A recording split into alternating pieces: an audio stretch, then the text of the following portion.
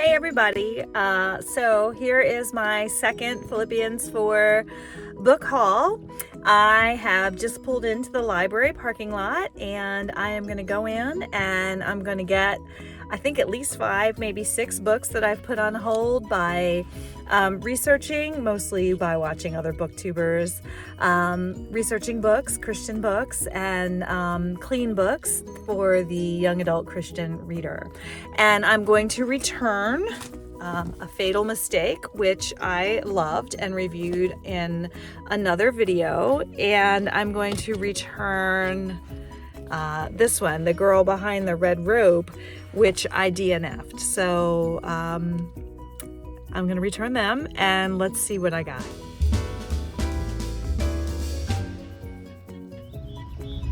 So here's my library. I love how it says bloom with reading, and there's all these dandelion weeds all over the place. And the pretty little like metal garden. So here's a real pretty like garden area. It says read over here on like a little patio, and then there's a walkway and a table, and then there's some benches over here too. But let's go in and see which books I've got on hold.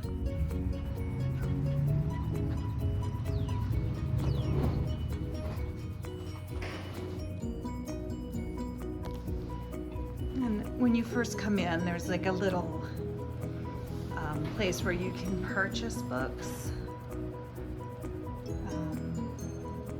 These are books that I guess the library has put up for sale, and magazines. Audio-visual material $2, hardcover $1, paperbacks are $50. So sometimes I can really plop myself down and hang out. Test kits are available for free if you would like to take one on your way in. Here they are.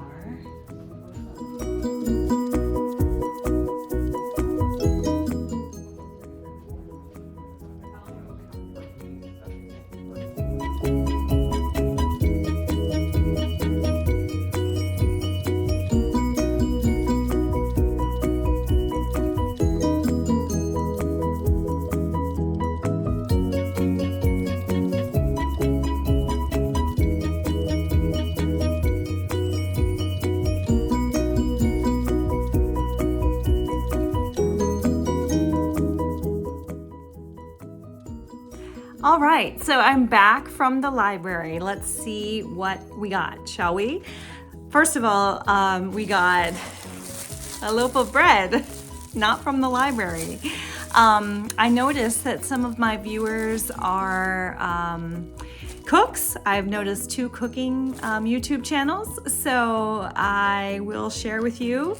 I put like a flank steak, London broil type, like a tougher meat in the crock pot, and I put some seasonings and some liquids, and I'm gonna hopefully have a nice beef au jus tonight with some horseradish and some fresh crusty bread. So that's what's for dinner tonight.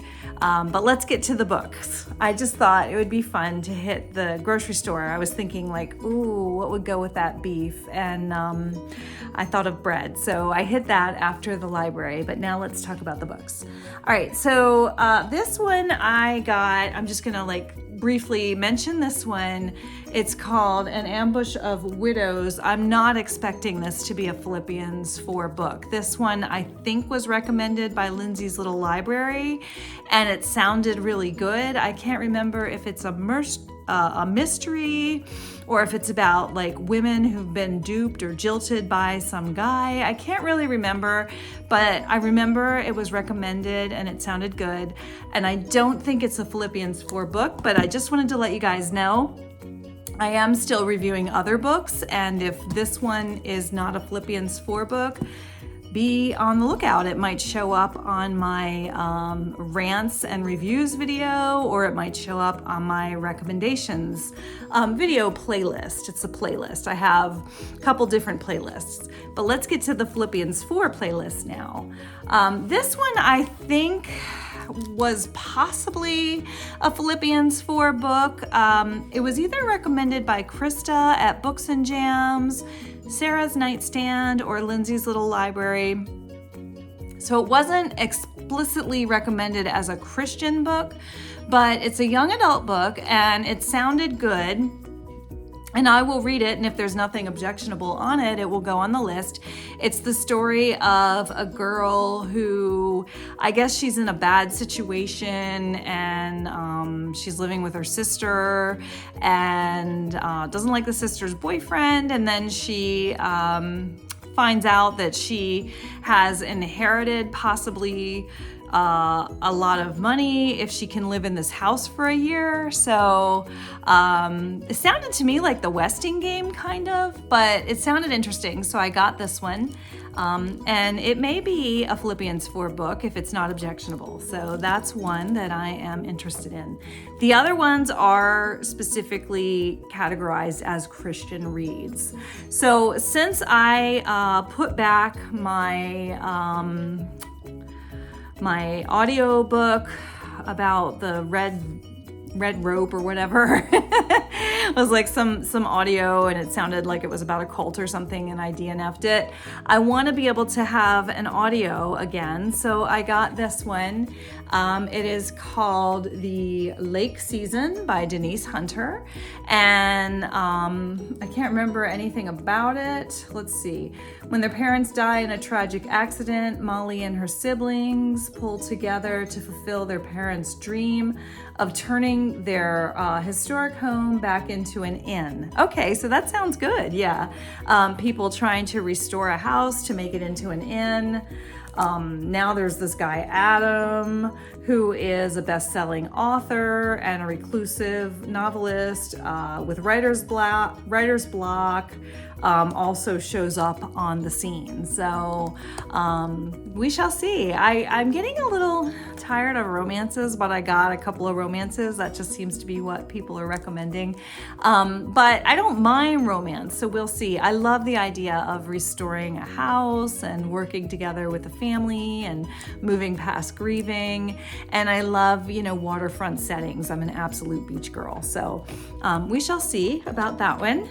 And these, I'll go with this one, Fragments of Fear, because I don't remember where I heard about it, but Fragments of Fear, let's see.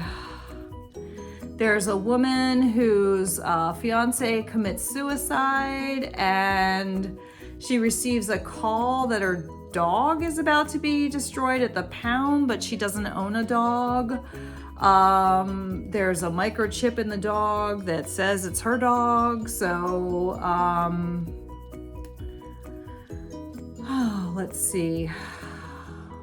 As Evelyn herself becomes a target then, just probably related to the suicide of her fiance, she now becomes a target. And there's an undercover FBI agent named Sawyer Price who's trying to get to know her and becomes personally invested in keeping her safe. Let's see, the White Knights book that I just read, that was really good, and that was like a FBI book. Fragments of Fear. I like me a good mystery, so we shall see.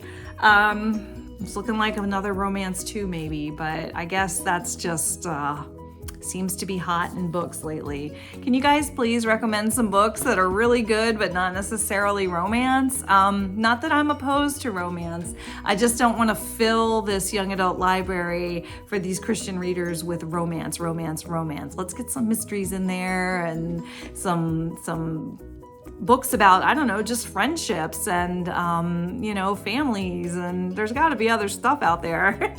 But yeah, it does sound good nonetheless, and so I will read it and review it. And then the next two, also romance, but they also sounded very good. Now these were both recommended by Amanda. I love Amanda, she's fantastic. I will link her channel along with the other channels that I did I mention? Oh yeah, I mentioned other channels. I will link them all below. I think her channel is called Amanda Loves Books, and she is reading this one, and I put it on hold as soon as I saw in one of her videos that she's reading it. And also there is a Christian readathon hosted by Paperbacks and Ponytails, and one of the things is a book with flowers, and I think that's why Amanda's reading it, but she was reading it and I thought, oh, okay, I love Amanda. I love her channel. So I was watching her video and I put this one on hold while I was watching, along with the next one I'm going to tell you about. So Tacos for Two. I don't really know anything about it. It's supposed to be a contemporary romance. Food truck owner Rory Perez may not be able to cook, but she's determined to keep the family business out of the red. There's an upcoming contest during food truck festival season, and she is trying to, I guess, win. And then there's somebody named Jude who is tired of being a puppet at his manipulative father's law firm, and the food truck festival seems like the perfect opportunity to dive into his passion for cooking. So I don't know, I like books about cooking and restaurants, and so this one sounds pretty good. Amanda says it's good, so I'm definitely going to give it a shot. And then the other one Amanda mentioned just sounded really, really funny. Now I don't think she read it. She was just talking about it, that it sounded interesting, and I was like, oh yeah, that does sound great. And it is called the Cul De Sac War. And this is the story of a girl who has to settle down and live in this house for a year. I guess these both maybe have that theme. This one is, I guess, like a creepy kind of book, and this one's like a funny, possibly romantic book, but they're both about people that have to survive living in a house for a year. But this one, the girl has to settle down and stay in a house for a year in order to, I think, get money from her parents. Maybe it's an inheritance. Oh, her grandmother's house. She wants her grandmother's house, and it's the house of her dreams. But she has to stay there, I think, if she settles down for a year. And everything's going really well, except there's this guy that lives on the cul-de-sac that's driving her crazy, and she wants to get rid of him. So his name is Chip, and he is her handsome and infuriating next door neighbor. So these two get into some kind of cul-de-sac war, and that sounded very good to me as well. So I will be reading those books, and I will keep you posted as I'm reading them. And you know, if you know about any of these books and you think that they're good, or if I've mentioned a book and you think, oh no, that is definitely not a Phil.4 book, definitely comment for me below. I would love to hear from you. And I will let you know what I think as I'm reading these books. And I hope you're out there and you're reading and you're having a great time enjoying the sunshine. We're getting some sunshine finally, and I will talk to you soon. Bye for now.